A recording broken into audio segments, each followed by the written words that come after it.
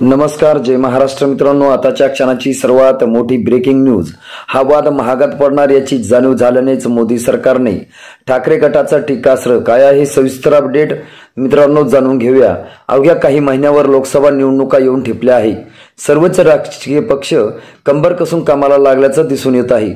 निवडणुकांचे पडघम वाजू लागले आहेत। राष्ट्रीय स्तरावर एकीकडे भाजपा मोदीच्या नेतृत्वाखाली पुन्हा निवडणुका लढण्याची सज्ज झाली असताना दुसरीकडे विरोधी पक्षाच्या इंडिया आघाडीतही मोदी समोर कोण या प्रश्नावरचं खल अंतिम टप्प्यात आलं आहे। या पार्श्वभूमीवर सत्ताधारी व विरोधी पक्षामधील आरोप प्रत्यारोपाचं राजकारण दिवसेंदिवस वाढू लागल्याचं दिसत असतानाच उद्भवलेल्या एका मुद्द्यामुळे केंद्र सरकार अडचणीत आल्याचं दिसू लागलंय। या मुद्द्यावर आता ठाकरे गटाकडून भाष्य करण्यात आलं असून मोदी सरकारवर हल्लाबोल करण्यात आला आहे। गेल्या वर्षापासूनच देशभरात विविध प्रकारची आंदोलनं झाल्याचं दिसून आलं। त्यातही दिल्लीत झालेल्या कुस्तीपटूकडून आंदोलन प्रचंड चर्चेत आलं। काही महिने लढा दिल्यानंतर केंद्र सरकारने कुस्तीपटूंना काहीसा दिलासा देत ब्रिजभूषण सिंह यांना कुस्ती महासंघाच्या अध्यक्षपदावरून पायउतार व्हायला लावलं।